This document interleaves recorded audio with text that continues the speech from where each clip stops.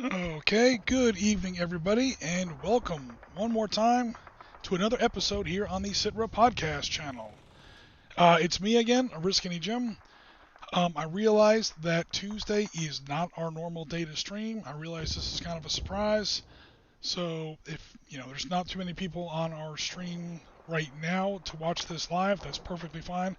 It'll be up on YouTube and Twitch for people to check out later. Absolutely no worries. Okay, because science teacher says our sound is good, that's great. So the reason I wanted to stream today especially is today is obviously the 22nd of June and the year 2021, which is a very important anniversary. This is the 80th anniversary of the beginning of Operation Barbarossa. So for those who might not be aware, this is Germany and all of her allies. Believe it or not, Germany did have a lot of allies in the earlier part of the war, especially when it came to the Soviet Union. You could almost say that 22 June 1941 is the day the Cold War started, because this is what's going to set up the idea of an East Germany. This is where the Berlin Wall really draws its roots from. Is Hitler's rather ill-advised decision to go into Russia in the summer of 1941. So I don't have a great big what's the word here? I don't have a great big historical presentation here. This is kind of an off-the-cuff stream. On a more tactical sense, we're looking at the very first day of Operation Barbarossa. The tank that you're looking at right now is a modified version of the Panzergruppe Mark III. This is actually a Tauchpanzer or a Trauchpanzer. I'm not entirely sure of the pronunciation. These, believe it or not, are the tanks that the Germans had built. This exact tank that you're looking at right now is a tank that was built, a variant of the Mark III that was built for the invasion of England, Operation Sea Lion, the previous fall. Of course, it never happened, but the Germans still had these tanks lying around, and they used them when they went into the Soviet Union. As you see here in this picture, this is obviously a staged propaganda photo. This isn't an actual combat photo, and I'll explain why in just a second. But this is a tank. If you look at that little Y with 3 lines underneath it, this is a tank of 18th Panzer Division, part of Panzergruppe Guderian, 2nd Panzer Group, Army Group Center, and their job was to cross the River Bug with these new amphibious tanks. They were made to kind of crawl along the bottom of the river with like this big snorkel kind of a gear. They did that, and they went across they got across the water obstacle, and they went straight into combat. Who knows if they would have performed well in the English Channel? They weren't supposed to cross the entire English Channel. They were supposed to be dropped off by barges and make the last approach along the seafloor, like the last 10, 20 feet deep of seawater. Who knows if they would have worked really well in the English Channel, but they worked damn well at the River Bug. Now, the reason I say this is a propaganda photo is because this river crossing actually took place at about 4 in the morning, before the sun had fully come up. This is obviously in broad daylight. The photographer said he needed better light, so they did it again just for him. There's also only one tank. There's not like any kind of smoke or an artillery barrage or anything like that. This is clearly just a guy going for a swim under more serene conditions. But this was an important photo. Number one, it's one of the only color photos you'll find of the 22 June 1941 battle. And number two, it's the actual tank that we're going to be using today in today's game, and it's the actual division, corps, army, the army group, the whole 9 yards, that we're actually going to be using here with our game today. Okay, so what system are we going to use? Give me just a second to make the switch over. Okay, so we are going to be looking at a new version of People's General that I've downloaded just this afternoon. I haven't had too much time to play test this, guys, so do please bear with me. But yeah, this is what we're looking at here. Because science teacher says this is an ugly tank, I'm not sure if he meant the Mark III that was crossing the river before, or this is the Tiger. The Tiger has her own kind of charm. Not a very elegant vehicle, to be sure. But we certainly won't be seeing any Tigers in today's game, sadly for the Germans. So the scenario we're going to be playing today is one that I built, again, just this afternoon. This is the Battle of Pruzana, which a miniature version, a 15mm battle group version of this game is already on our Discord. If you want to go check it out, it's photographs from an old table. It's not really my best work, but it is on there. It has a little bit of background information if anybody's interested. So, like I said, there are Barbarossa was absolutely huge. It was well over 3 million men. That's just Germans. Like I said, they had at least like 12 or 13 other countries going in there with them. Um, the grand total is going to get to well over 3.5 million, probably approaching 4 million people. By way of comparison, day one of Operation Overlord, the Great Crusade, D-Day, 185,000. The Germans put almost 4 million people into combat on day one of Barbarossa, up against upwards of about 6 million Soviets. Now these numbers are, they're not exaggerated, but they're not taking into account like actual, divisions that got into combat. But more or less, you're talking of about, if you want to be a little more conservative, between 5 and 7 million people in combat on day one. This is the reason why Operation Barbarossa is still kind of considered to be the largest single offensive in human history. It blows D-Day out of the water. It blows Bagration out of the water. It blows Okinawa out of the water. All the big Allied invasions later on in the war. The biggest country we ever invaded really was France, followed by Germany. We never had to invade the Soviet Union. So, as far as just sheer numbers of people that went into combat right away, it never really got as big. As far as the Soviet Union versus the Eastern Front versus the Western Front. The Eastern Front is just bigger. Everything is bigger on the Eastern Front. The importance of the Battle of Pruzana is quite simple. That tank that we were showing crossing the river before, again, that's part of 18th Panzer Division. That was one of the lead Panzer divisions in one of 4 Panzer groups. It's Panzer Group, let's see, going from north to south, that's going to be Panzer Group, oh no, now I'm going to fail the roll here. Panzergruppe Hopner up in the north, that's driving towards Leningrad, part of Army Group North. In the Center Army Group, we had 2 Panzer groups, Panzer Group Hoth, H-O-T-H, it's not pronounced Hoth like the Star Wars planet, Panzergruppe Hoth and Panzergruppe Guderian. And in the south, with Army Group South, you had the biggest Panzer group, although only one of them, Panzergruppe Kleist, commanded by Ewald von Kleist, the old cavalryman, as they call them. But the first German Panzer group to cross the rivers, penetrate between 30 and 40 miles into the Soviet Union, which is an incredible amount of time for a Panzer division to cover on one day against opposition. And actually getting into the Soviet backfield at the very end of that first day, I should say near sundown on that first day, about 1800 hours local time, they actually met up with responding disorganized elements of Soviet 30th Tank Division. This is back when the Soviets actually had tank divisions, before they switched over to a brigade model. And they ran across, so you have 18th Panzer versus 30th Tank Division. In what is probably the first, which not even really probably, what is the first tank versus tank, the first true tank battle on the Eastern Front.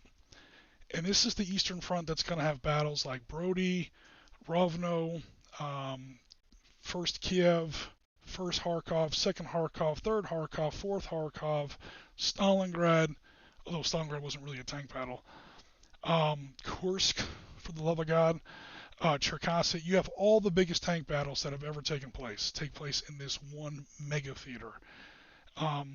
If you want to understand tank combat in World War II, you have to read about the Eastern Front.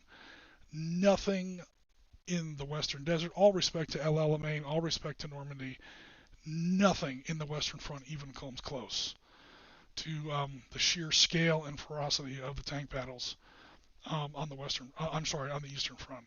It just pick the biggest tank battles you can find in the West, add a couple zeros on the end of it to all the numbers.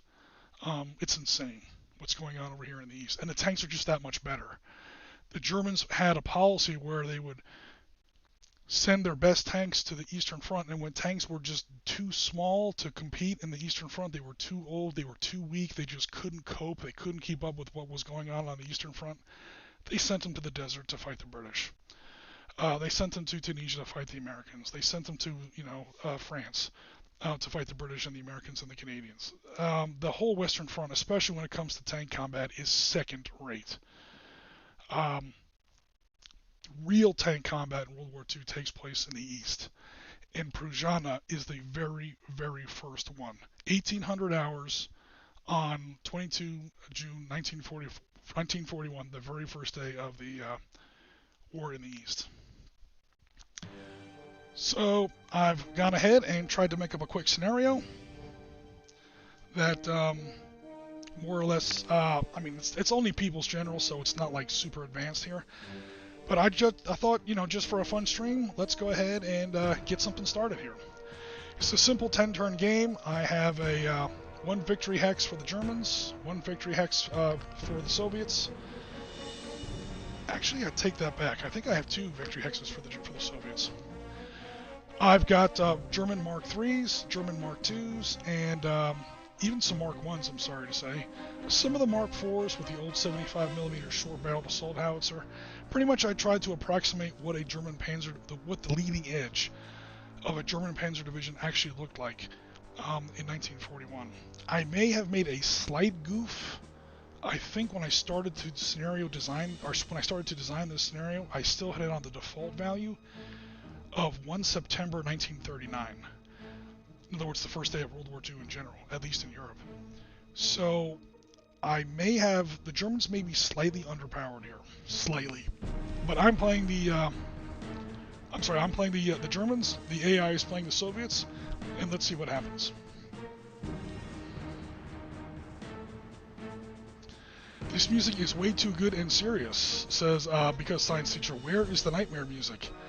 Jen, I can put on Panzer General music if you want me to. It's not nightmare music, it's glorious. Anyway, let's go ahead and start our turn. So like I said, I have some very basic German forces here. Soviet positions are up here, although it's fog of war, so I can't really see them yet. These are the two hexes I kind of have to take. Again, this game is totally not play tested.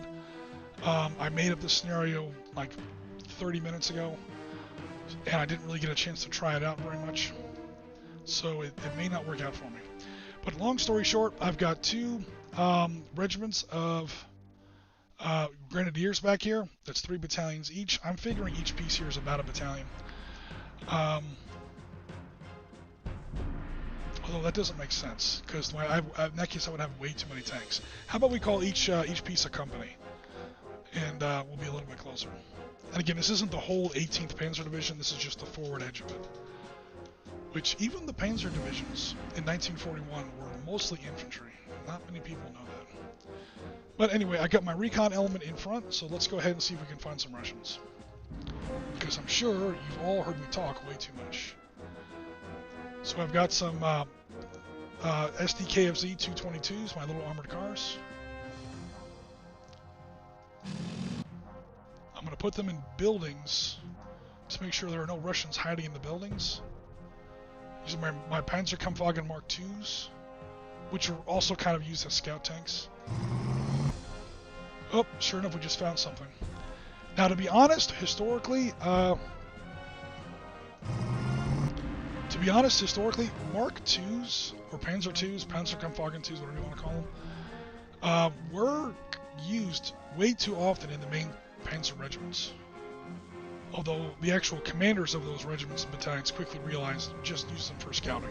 But they weren't usually with the actual Panzer Aufklärung Abteilung, the actual Panzer reconnaissance detachments. That was usually strictly armored cars and half-tracks. At least in this phase of the war. So, oh yeah, we found something alright. Holy crap, we just ran into 2 battalions of Soviet infantry. Okay, that Panzer unit, or that Panzer Recon unit needs help. Those are those 8-wheeled armored cars you see. And Jen, do me a favor, let me know just if the music is too loud, or if the, compared to my voice or anything like that, whenever you get a chance. Oh man, the Panzer Reconnaissance unit might be too far forward. I may not be able to reach him. My artillery cannot reach those Soviets. Oh boy. I may lose a Panzer Recon unit right off the bat.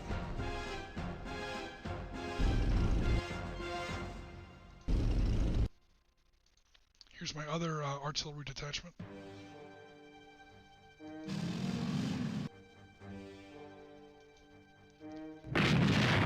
Show some Soviets I can't quite see. Notice those Soviets don't have a number strength beneath them. That's because, like this guy over here, that's because I can't really see what it is I'm looking at. They're too far away. These guys here aren't quite spotted. I know they're there. I can kind of take an unarmed or an unaimed shot at them.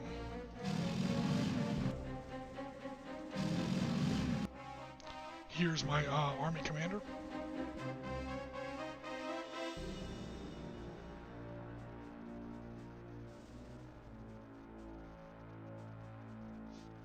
Requisition unit. Where is update unit?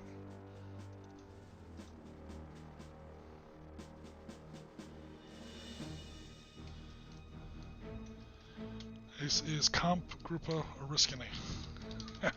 Let me know if anybody in the chat wants a unit named after him. What the hell?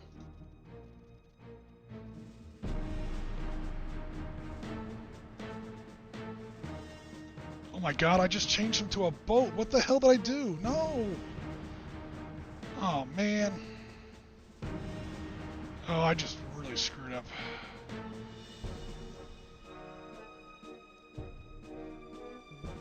I don't know what the hell just happened. I may have just lost my command unit. I'm trying to be cool and rename them. Did I just erase them? Where's my force? Additional options. Oh no. I think I just erased my commander. Oh damn this game. Oh crap, I just did that, didn't I? Let me see if I can buy him back.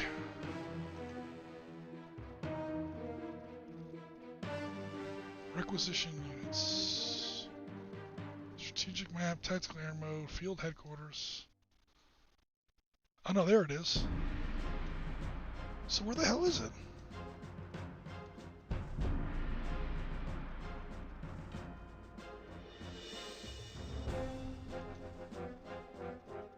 Seriously, my unit just disappeared. My army still has it. Hold on.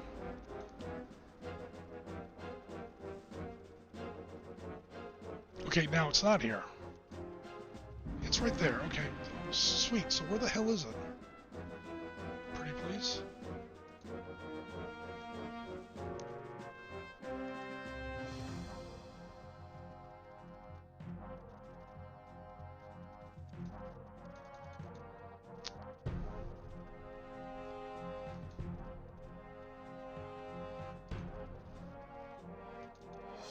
I don't know what the hell happened to him, but I'll figure that part out later.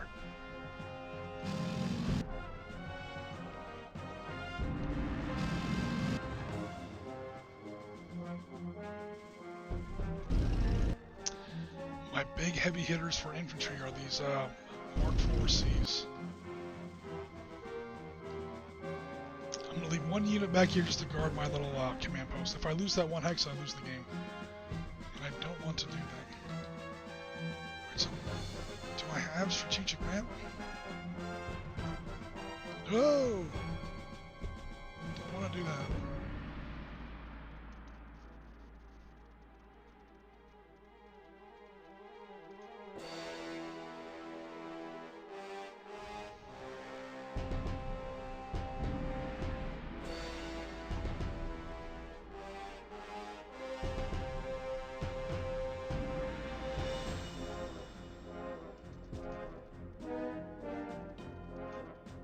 I still don't know what the hell happened to my...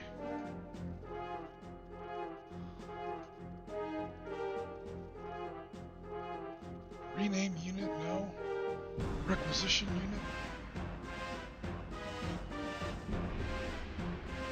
I don't have enough points to buy him back, but I still have him. I don't understand what the hell happened to him.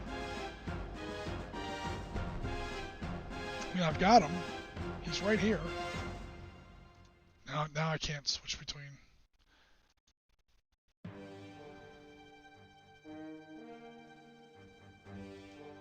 Yes, I know he's half-tracked. Where is he? Game functions, reassign unit. No.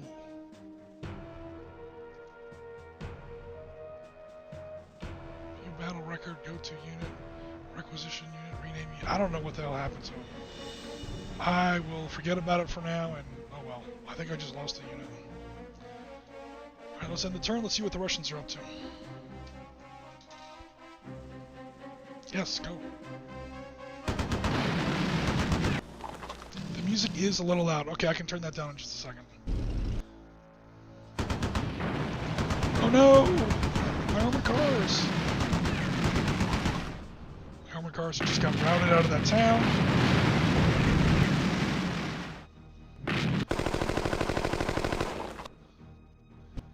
Notice the Soviets are trucking around in wagons.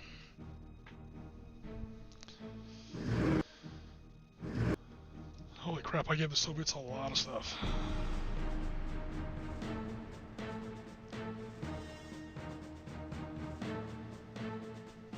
Chat, strategic map, tactical air mode, field headquarters, full screen, additional options. Oh, first thing we're going to do is we're going to turn the sound down a little bit. Jen said the music was a skosh loud.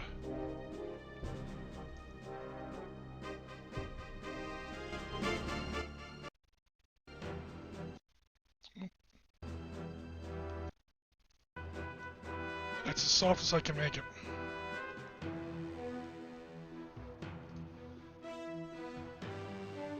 List of hotkeys, status report. Alright, well, whatever. I think I just lost one of my units, which is really going to make me upset, but oh well. I'll worry about it later.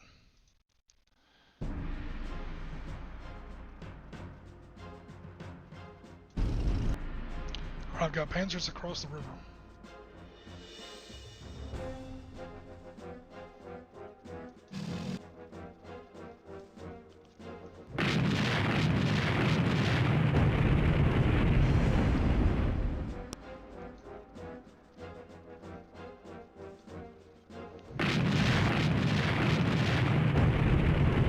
My artillery's going to fall back a little bit.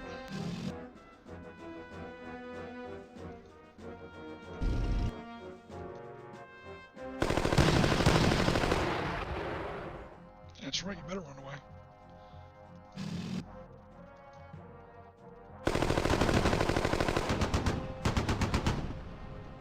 Send in the grenadiers.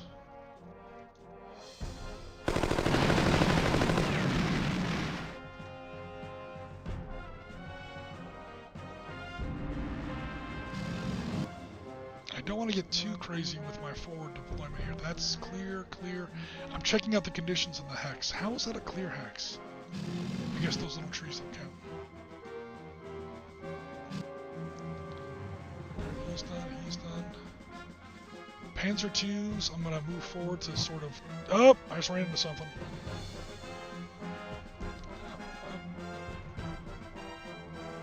I will not attack.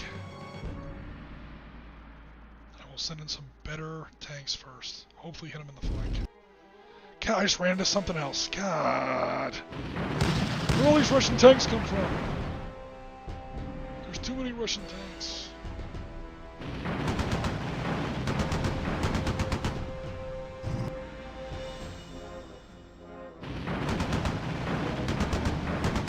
I got lucky on that one. I'm going to send in my Mark 1s, my little Panzerkampfwagen 1s. These were tanks only in the academic sense. They were armed with two 7.92mm machine guns. That was their entire armament. So they're not really good for very much. I'm just going to use them strictly as anti-infantry mop-up kind of stuff. Mark 4Cs. This is going to mess up this infantry unit something fierce. Destroy these fools. Yeah, that's what I thought. Alright, Mark 1s to mop them up a little bit. Now I'm hoping this guy can now rebuild. Elite replacements. I can't give him elite replacements, I'm just giving him regular replacements. Rebuild your unit. I've got two pretty good anti-tank units here with the form of my Mark 3s. I've got a nice little Soviet counteroffensive building up here. T-26s, those were surprisingly good tanks. You see them in Finland, you see them in the Spanish Civil War. They had a rather long-barreled 45mm main gun, which doesn't sound like much because we're probably used to mid-war and late war. But in 1939, 1936, and even in 1941, a 45mm anti-tank gun was nothing to sneeze at.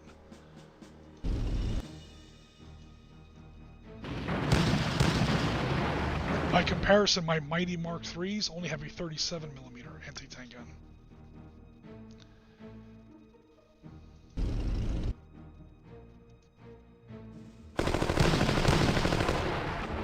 I should note that Soviet tank forces in this game are almost entirely comprised of T-26s. This is by far the most common tank that they had. The T-34 was available on the first day of the war.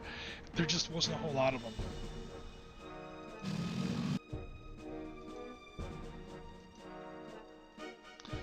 In fact, there were practically none.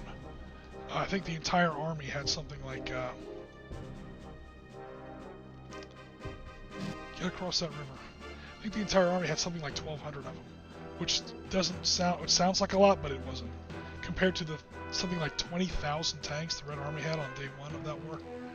The Red Army had more tanks on the first day of Barbarossa than the rest of planet Earth combined. And they lost almost all of them in the first week. Germans went in there with 3,000 tanks versus 20,000 Soviet tanks. I'm not making those numbers up. Not making those numbers up. List of hotkeys. Okay, so where the hell is this strategic redeployment that I keep hearing about?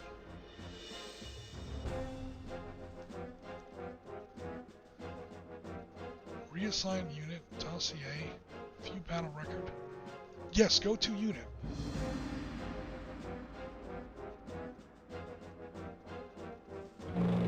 Oh, there they are. They were hiding in the trees or something. Alright. Kampfgruppe Guderian is back. Who put all those Russian tanks in Russia? The idea that the Russian army would have Russian tanks isn't surprising. It's the fact that they had more tanks than the rest of the planet put together. Of course, they were all garbage. Some of them, when Jen used to play Axis and Allies with me, we used to call them the lawnmower tank, because I think my dad's lawnmower is bigger than the tank. My dad has one of those big, like riding lawnmowers. I think they call it the T-38. I mean, if you Google an image of it up, you'll laugh. You'll have a nice laugh. Now imagine that going up against German Mark IIIs that have been in Panzer Divisions that have gone into, Greece, Yugoslavia, Denmark, Norway, France, Poland. I mean, forget about it. Okay, so I think I'm good for my turn. I'm checking all my... Oh, I have a couple guys that haven't gone yet. You'll notice that when a unit is done, the color of his number changes. So I just do a quick last scan, make sure that all my units have gone. You'll see this little Mark I battalion here has not gone anywhere. He can't really go anywhere right now, so he's just going to move over here a little bit. I think that's everyone. Then there's this guy, which I think I'm going to go ahead and... I'm going to go to requisition unit, assuming I can find it. I only have 97 points. Is there anything I can buy with 90 points? Storm engineers, assault engineers cost 400 points, so I can't afford any of them. I can buy basically some Navy troops. 38 infantry entrenched.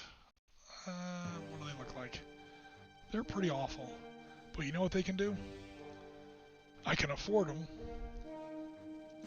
And they can actually guard my little base for me. So, cool. Now I have a nice little garrison unit there.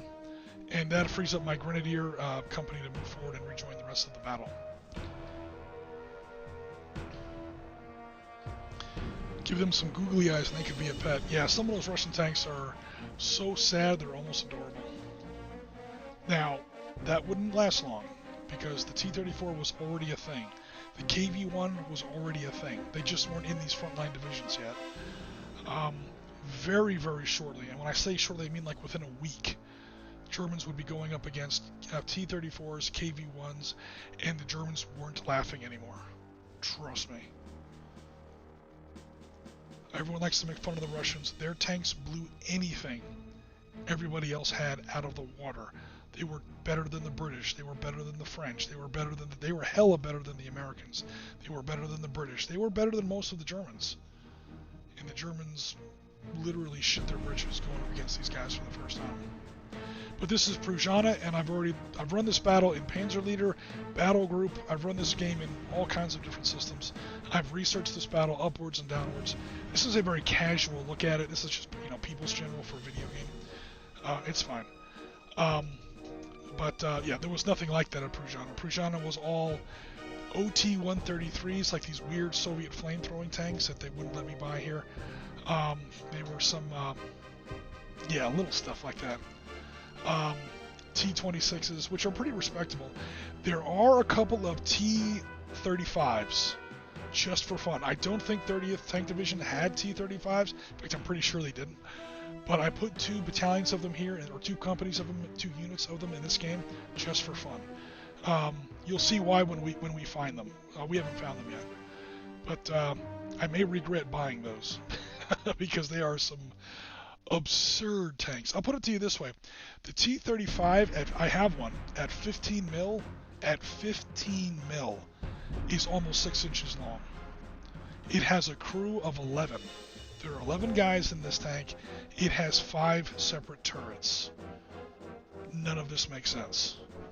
When we see them on the table, we will all get a big chuckle. Because they are a horrible glory. They are just epic shit. But for now, let me find my... Good grief, let me find my mouse. Yeah, this game was not written for Windows 10, guys, so I'm having a bit of a... There we go. End the turn, please. Let's see what the Russians have to say. There's a huge tank battle right there in that open plain. Well, the Soviets are pushing on my left. My tanks are standing tall. There, Soviets are flanking me. Look at that. BT-7s are flanking me around my left. My flank is totally enveloped. Oh, man. The sound effects in this game are great.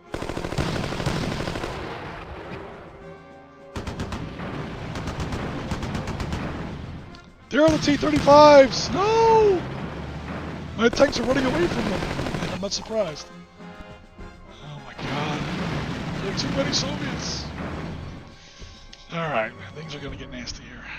Oh, God. Oh, no.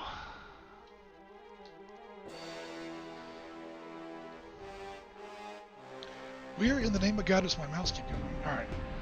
I'm going to work my way from my right wing to my left wing. My left wing scares me right now.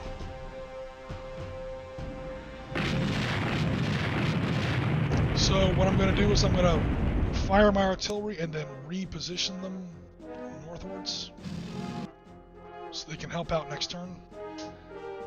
I don't know if I want to launch a cross-river attack, although that unit's really badly beat up. Before I do that, I am... Oops. Go away. Before I do that, I am going to flank that Russian company with some tanks. Not really the... Oh, those are the right kind of tanks. Okay, good. Mark IVs with a short-barreled 75mm. Very good against enemy infantry. Alright, cool. My right wing is pretty much stabilized. Unless the Soviets are flanking me, which they could very well be doing. But I've got guys down here to keep an eye on things. Alright, so my right wing is pretty stable.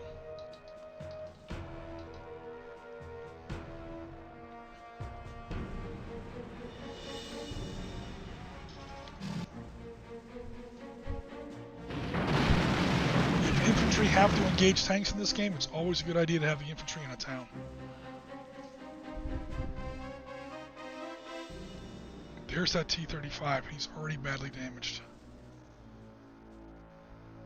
I've got 3 Mark III companies. All 3 of my Mark III companies are right there by him. Those are my best tank killers. The problem is they're not in the best of shape.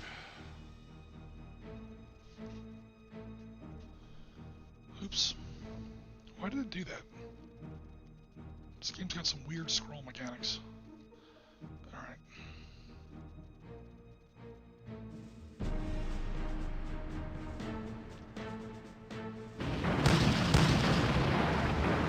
Ooh, I got lucky. Alright, I'm going to fall him back.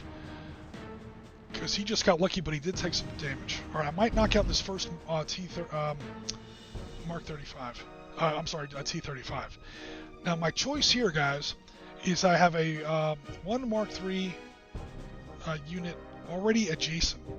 And I'm pretty sure you get a bonus if you're already adjacent to the enemy when you attack him. In other words, you don't have to walk towards him or drive towards him. But he's only worth 7. I've got this guy over here who would have to drive towards him, but he's a little bit stronger. I think I'm going to go ahead and do it with this 7, and then use this 8 to sort of buttress, because there's a second T-35 battalion sitting over here. And then if I have to use any ready reserves, I've got I've got 4 battalions of Mark IIIs. Alright, well, definitely let me go ahead and do this then. Come on, do it, please! Alright, awesome. That was nice.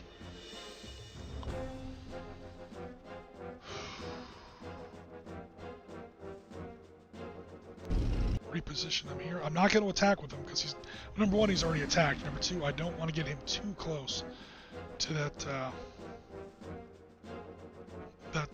T-35 right there.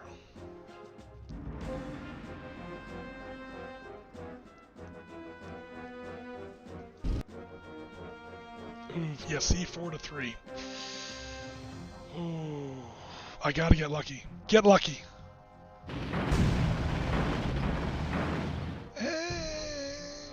That's not too bad. This Mark III is getting rebuilt. I gotta rebuild. Gotta rebuild. Gotta rebuild. I'm not even gonna try to send my Mark I's against that T-35.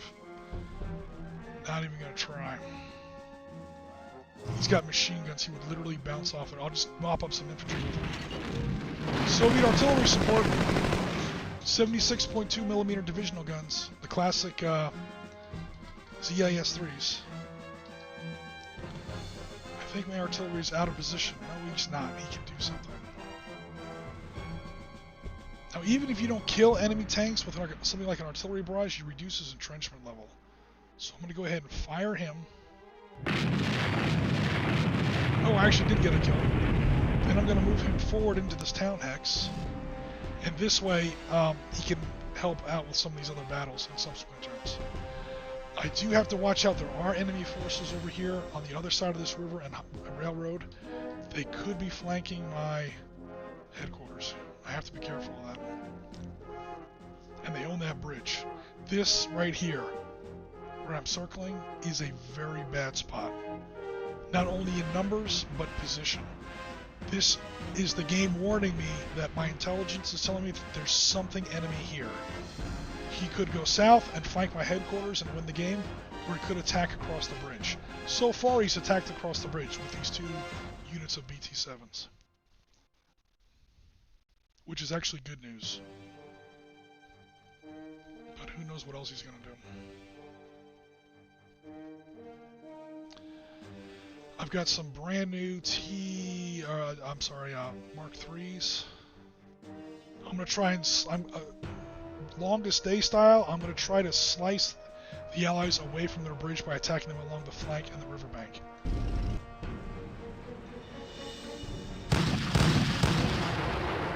Nice.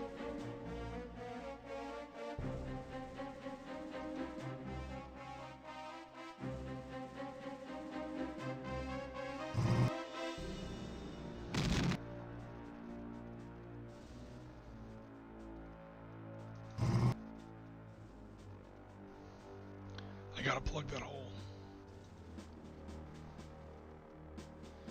Get in that town, Hex. Okay, there's just infantry over there. So far. Push further across the river. That's a bad attack. I will not do that. Okay, I've got this whole battalion, 3 grenadier companies, completely surrounded and cut off by Soviet tanks. Notice the Soviet tanks have taken tremendous losses. This guy's down to 40%, this guy's down to 70%. So far these grenadiers are standing tall. They're going to have to stand tall just a little bit longer.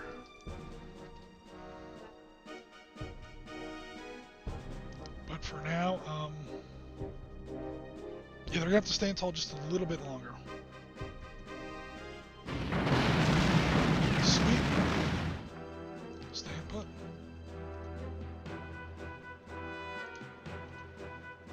This guy here will attack this other one that's in bad shape.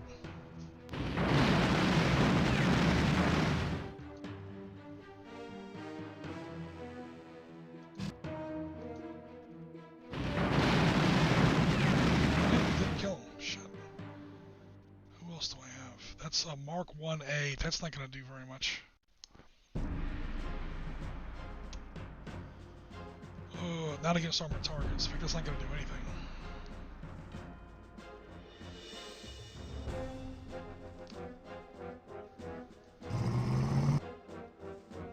Yeah. No thanks. Okay, I think that's most of my guys gone. Here's my commander, which I finally found. How Rommel should I be, guys? I'm going to be really Rommel. So Kampfgruppe Guderian is going to run forward and use his MG-42s off the side of his command vehicle and see if he can finish off this unit. I'm going to take some artillery fire, but I think I'll be okay. You won't let me attack? I have an attack factor. Oh.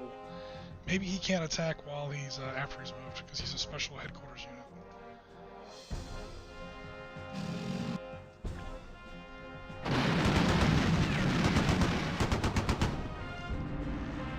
Alrighty, I think that's all my guys. Oh, except this guy who I'm going to rebuild.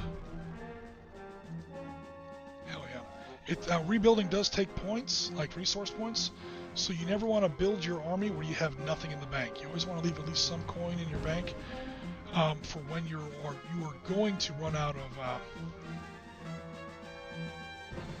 didn't think so. In fact, how much money do I have? Tactical air support, which I kind of left air units off this game. Again, I hadn't really play tested it yet, so I didn't want to bring in too many rules. And number two, historically this battle took place at sundown, and aircraft didn't really operate at night very much in those days, at least not in a tactical sense. You had night bombers, you had night freighters, but that's for cities. That's for strategic operations. You didn't really have tactical battlefield support, air power at night in 1941. So long story short, take your 20th shot, whatever I'm up to. Whoa, don't do that. I left aircraft out of it.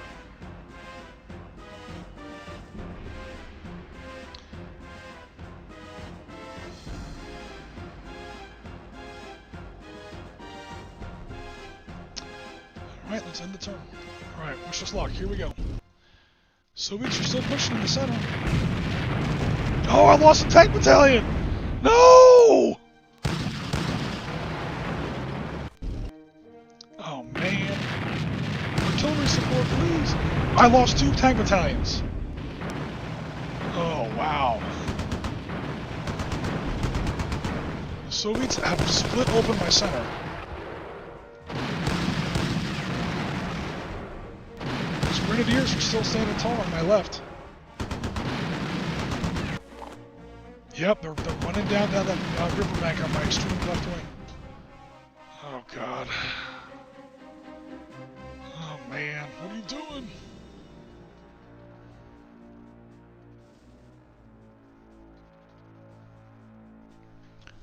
Alright.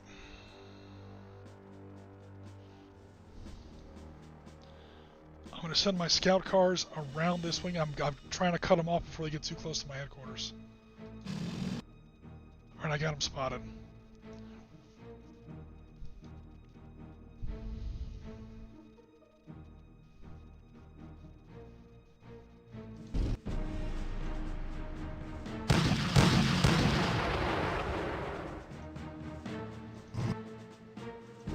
Destroy them. Sweet. It's only a Mark 1, so I'm going to send him further around. I want to secure my left wing. I don't want the Soviets to cheese a win by, because hopefully you guys can see this, where they could get around that bridge or just disregard this bridge and come all the way down here and eventually take my headquarters. I'm making sure that doesn't happen.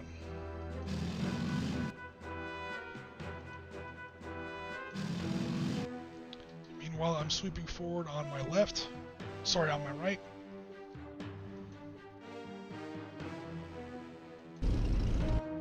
I'm going to flank him. Oh, because my center is in trouble. My center is in legit trouble. Okay, first of all, artillery. I think that T-35 has just walked into an artillery crossfire. I'm going to bombard him from this battery position here and from this battery position in the south.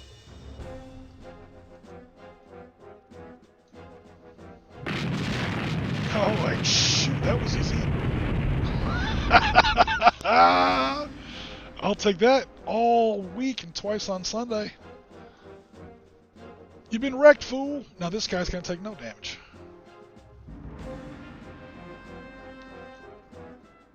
That kind of makes a little bit more sense.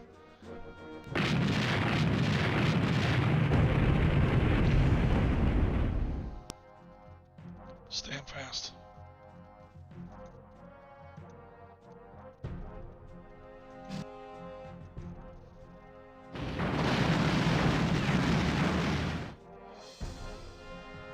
It still won't let my commander attack. Then what the hell's he doing there? You know what? He's good for reconnaissance. He leads from the front. I actually did give him the reconnaissance special ability. He can see anything within 3 hexes.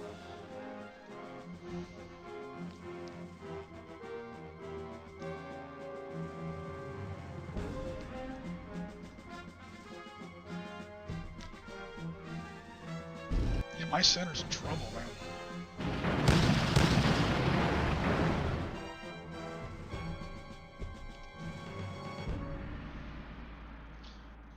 Not kidding around. My center is in legit trouble. Grenadiers, I'm going to start to fold in on my left wing a little bit to save my center a little bit.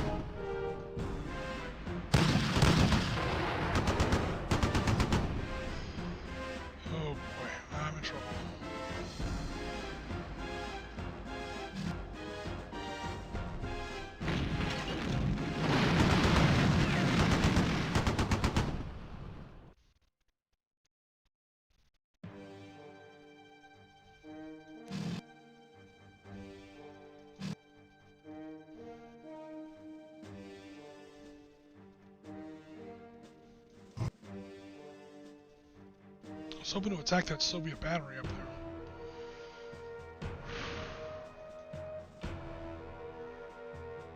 Get lucky, please.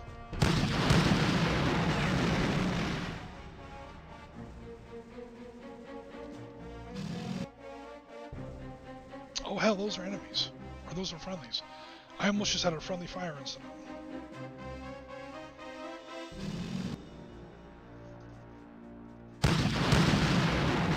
Alright, so I'm getting close to one of the Soviet objectives. Hopefully that means I will draw some pressure off my center. I don't know how the AI works too much. But if I start to threaten his objective, I'm hoping he'll start to back off a little bit. I'm sure I don't have any money to buy new units. Nope. Alright, no worries.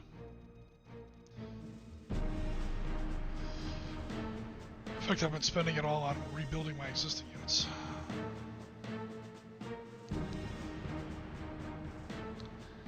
That guy's in pretty good position for where he's really going to be needed. Our other artillery batteries in position. The only bad thing that might happen to this artillery battery, he might get attacked by those BT-7s to the immediate north. But we'll see. Oh no, that's not what I meant. Alright, let's see what the Soviets do. Come on, Soviets. I'm about to rush your objective hex. Back off. Please, please, please, please.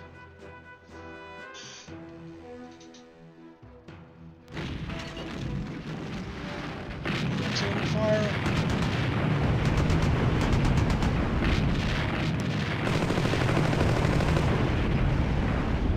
Holy crap, man. Oh no, my headquarters is under fire. Oh, dude, he just rushed. He's gonna...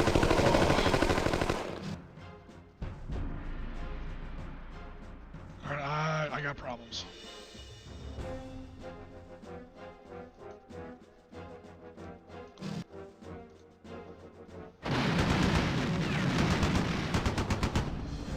Watch me wind up losing this game.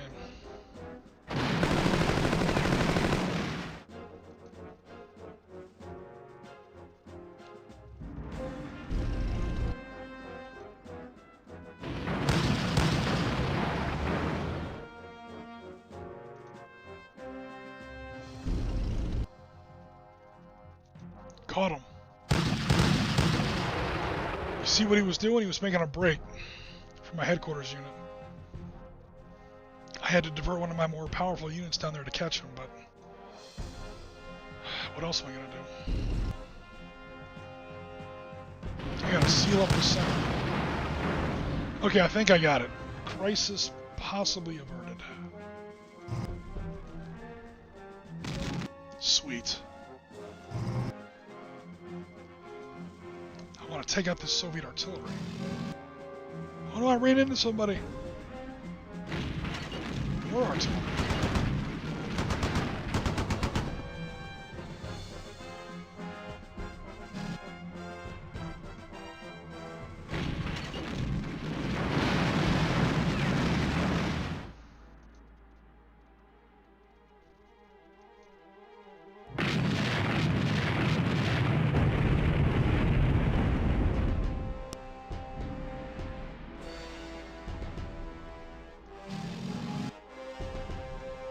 Redeploy my artillery.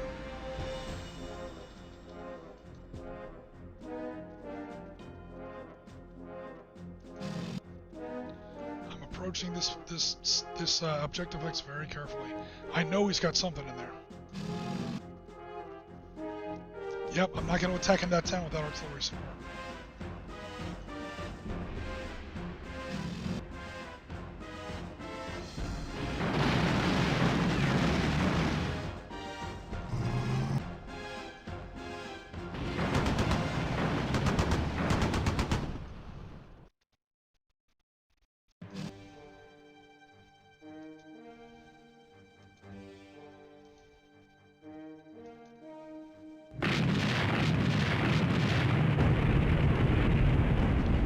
Another artillery battery. I'm moving up the road to potentially support. What's his range? Range of 4 hexes. So once I get him here, 1, 2, 3. Yeah, I want to be able to bombard that objective hex. Sweet. I'm going to move it. He's already attacked. He can't attack again, but he can move again because he's very fast. And he didn't move that much before he attacked. I'm just going to keep hedging around these Soviets to make sure they don't... to make sure they don't make an end run on my objective, on my headquarters unit.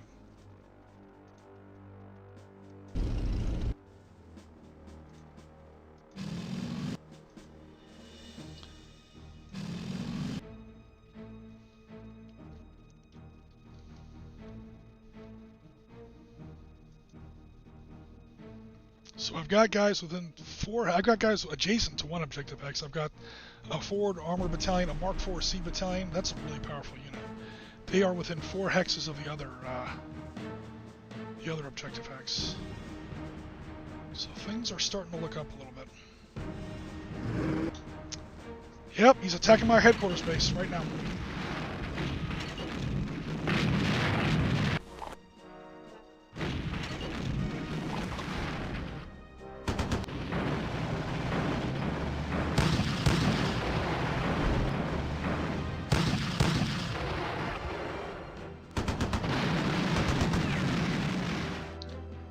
He's still trying to get around me. Alright, first in the south. Oh look, my little crappy ass 1938 entrenched infantry guys. They're fighting. They're not doing too good so far. The only thing that really kind of irks me is that I have to send one of my best units back here on rear security. Guderian would not approve. Okay, he's done. That threat's averted. This clown is still trying to work his way around my wing.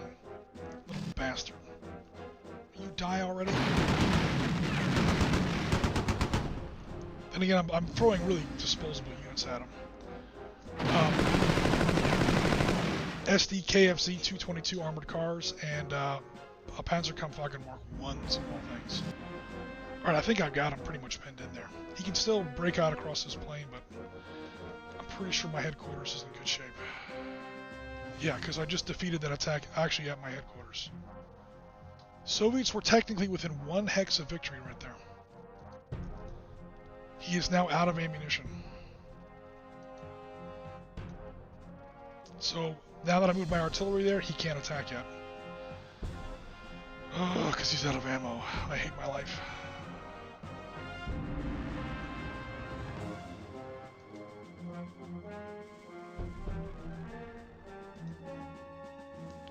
I don't want to use this cool infantry unit against this, Come on, go away.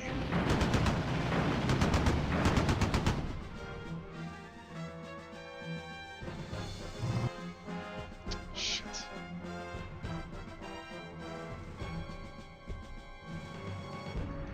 I don't want him rebuilding that. Alright, cool. He's in town. T-26 is in town, so that's not so hot.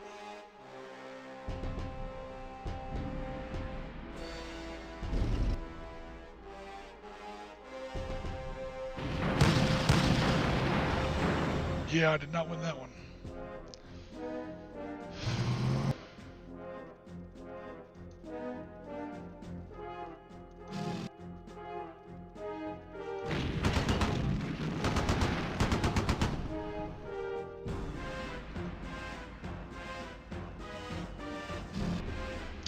God damn it, man. Soviets are everywhere. Trying to clean out some of the Soviet artillery that's supporting defensive units.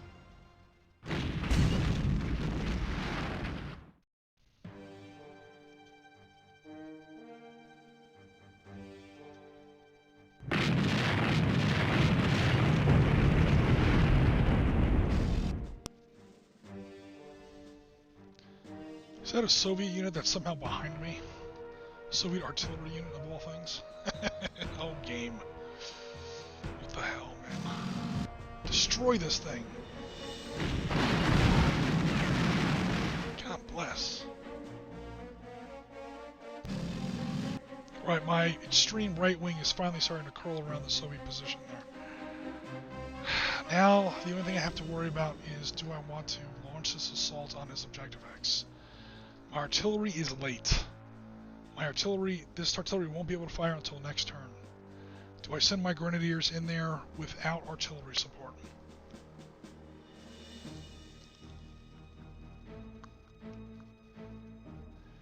Those are not good infantry. Those are guys, that's a unit that the AI bought. It's poor infantry. I'm gonna go for it.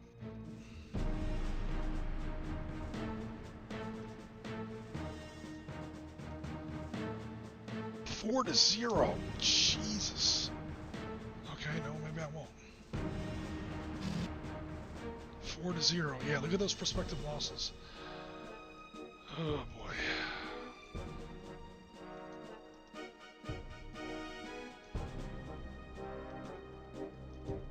headquarters unit. No.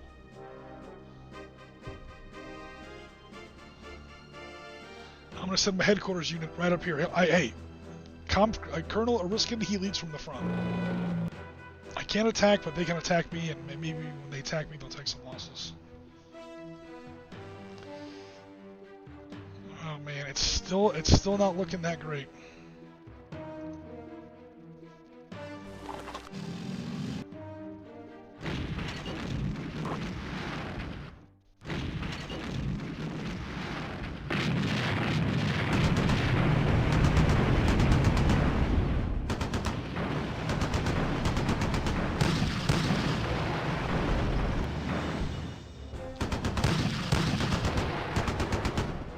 It's just a melee in the center there. Holy crap. Alright, now my artillery can engage. That wasn't very good. Clean out those mortars first.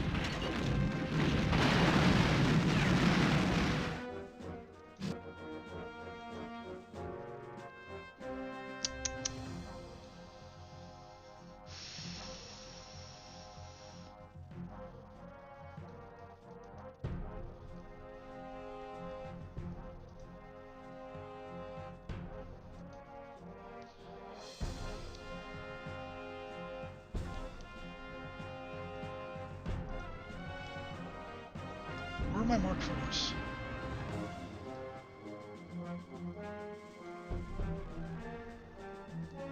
I'm gonna send my Mark IVs in there. 4-1 still?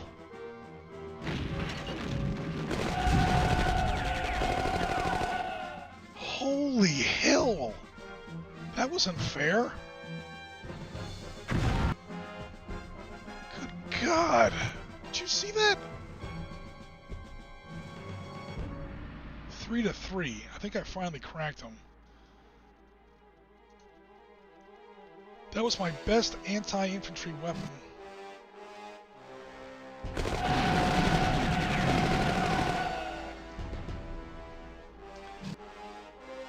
I got him dug out of that city. I want them dead. God bless, man. That dude was tough. But I got him out of there. Alright, I'm going to be a little aggressive with my artillery. How is... Can I undo that move? That's not a Woods X?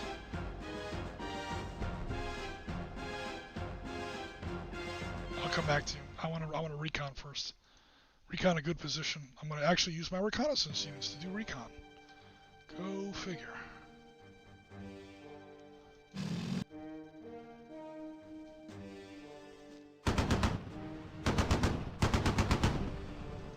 Alright, there's not much in there. So I'm going to send forward my other artillery battery here so I can start to bombard this other objective X.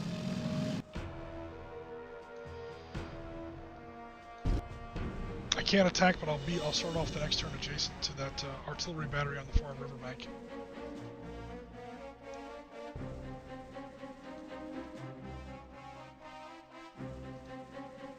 I can't send him reinforcements because he's got enemy tanks adjacent to him.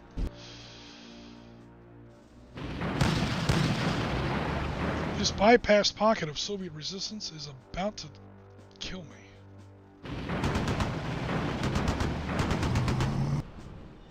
Holy crap.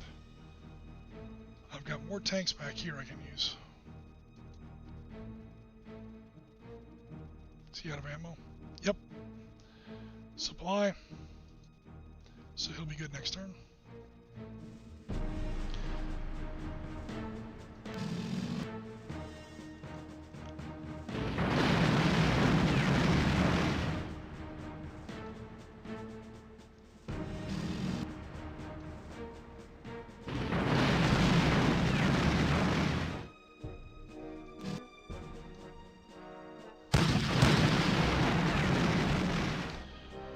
Alright, so there's this little renegade battle group that's broken through and is making an end run on my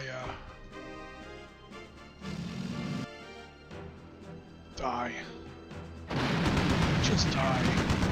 That's making an end run towards my headquarters, but I'm starting to head it off. I know I've said that like 10 times now. It keeps happening. My armor's not really big enough for this battlefield. These guys, it's too late for replacements. It's too late for replacements on all my guys. Holy crap. But I've got one objective hex taken, and the other one is now under attack. So I'm not doing too bad. I don't know if I'm going to win the game. There he goes! They're making it. Holy, he just blew up one of my units.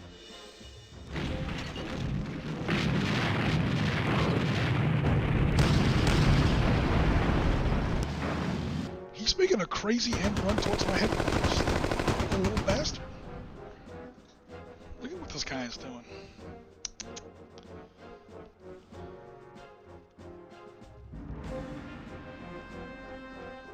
I don't believe this little bastard. Oh, he's out of ammo. Can I undo the move? Yeah, all my guys are starting to run out of supply too.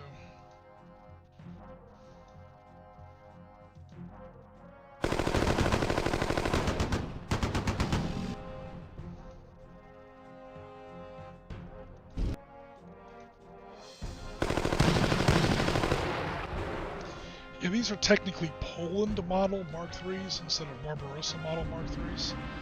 So I don't, like, really have the best stuff.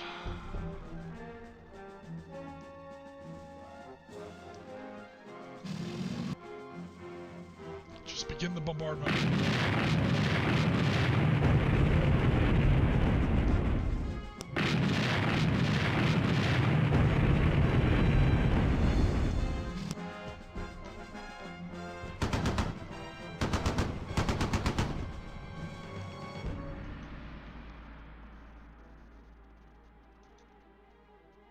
I have 2 battalions of Mark IVCs. Do it. Get in there and clean them out.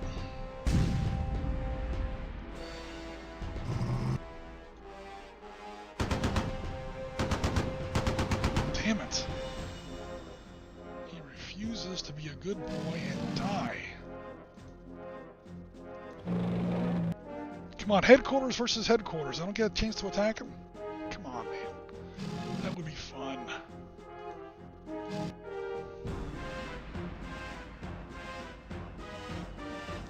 Break through! Alright, that was probably a dumb move. It felt fun. This guy is going to get rebuilt. This guy is going to get rebuilt. These 2 guys are going to move forward. Because I can't stress enough how much I want this hex dead next turn. There he goes. God bless him, he's trying till the very end. But I think I got him. Artillery, fire. My headquarters unit, get in there, occupy that hex. Boom. Kampfgruppe Guderian takes all the credit for that battle. I totally won that battle completely by myself. But my headquarters unit is now on the last enemy objective hex. That is the end of the game. That was bullshit, but I did like the infantry yells. I think that's, I guess the game gives him, I mean, he had really, really good entrenchment. He had been there, like, pretty much the entire game.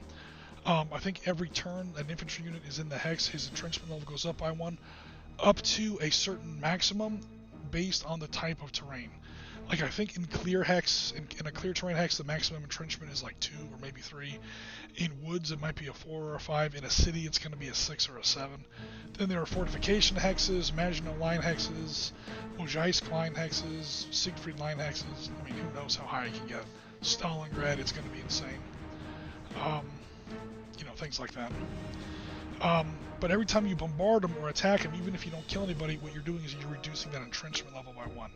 So the game sort of rewards combined arms tactics, although only in a very superficial way. Whereas if you can throw some artillery on a hex, you reduce its entrenchment level. You throw some airstrikes at a hex, you reduce its entrenchment level.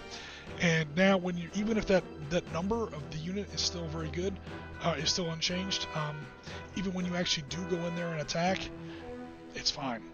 His entrenchment level has gone from a 7 down to a 2, and those grenadiers that you're sending in there, God help them, they're going to be up against they're going to have a much easier time because of the reduced enemy entrenchment level.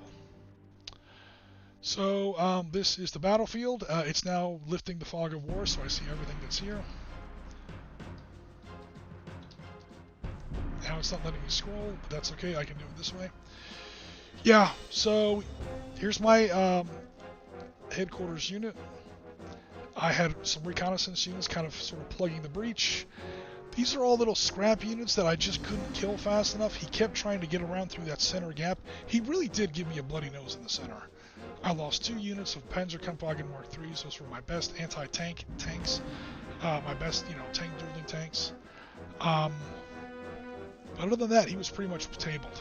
He had that one headquarters unit that was hiding back here in the second objective hex, and that one, I guess, future partisans. They got cut off. By the way, this really happened, especially here in the center.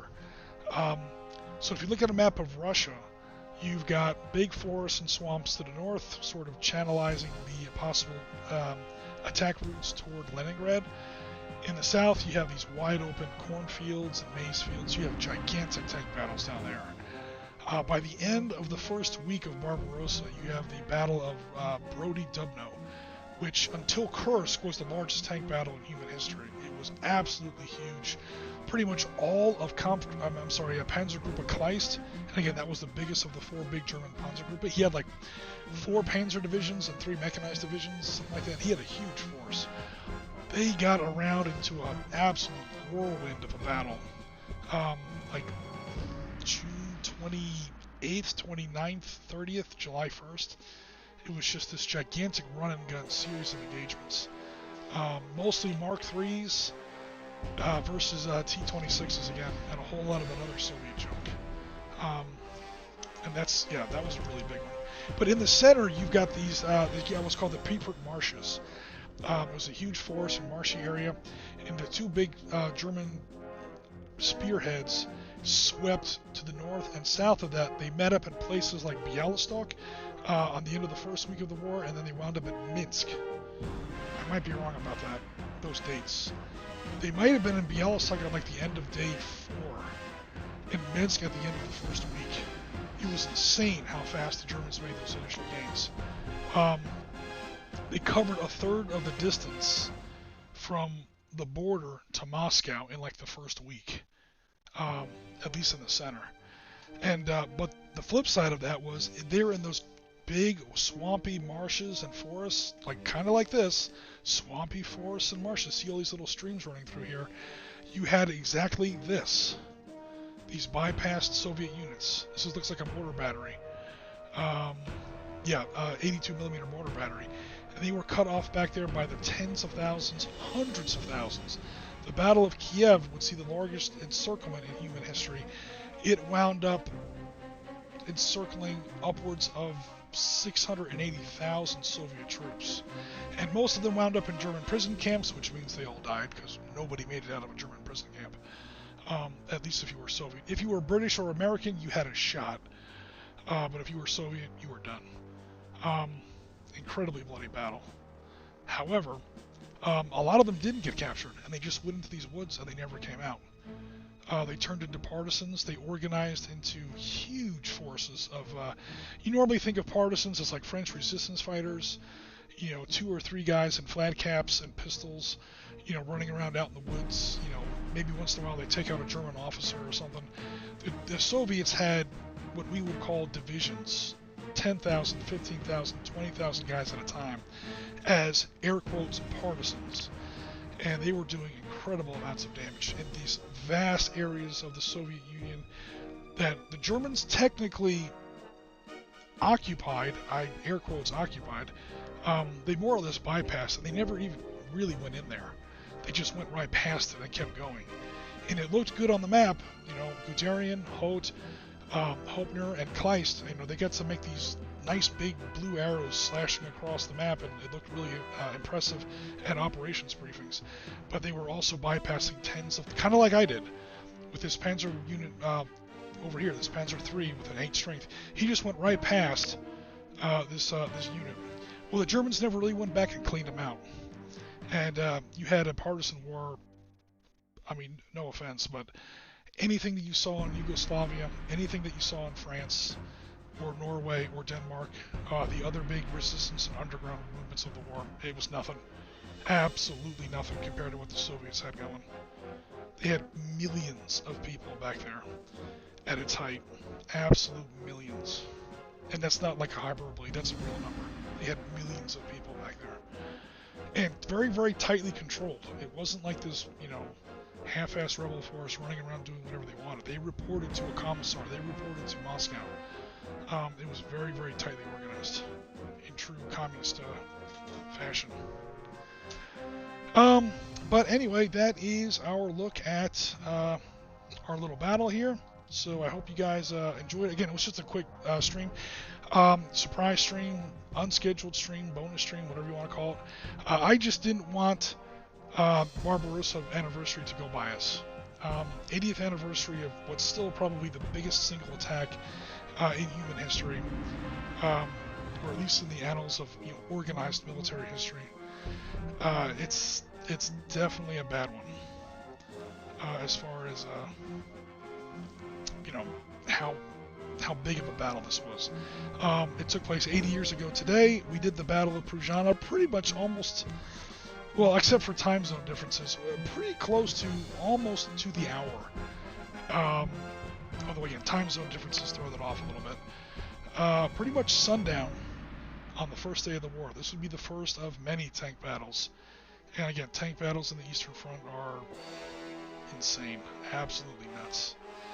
But anyway, that's our stream for tonight, folks. Do keep an eye out for part 3 of the War Without Hate series by Bill. That's coming out tomorrow, still at our normal time. This does not replace our normal Wednesday stream. And we'll see what we can also get going for a Sunday wargaming as usual. So take care, everybody. Enjoy the rest of your Tuesday night. Kind of take a moment and just kind of remember, the ominous history of today, the anniversary of today. Day 1 of what's going to be the bloodiest conflict in human history, the Russo-German War of 1941 to 45, or the Eastern Front if you prefer, whatever you want to call it. It starts today, and it's going to last almost 4 years, and by the end of that 4 years, upwards of 35 million people are going to be gone, and the world will literally never be the same.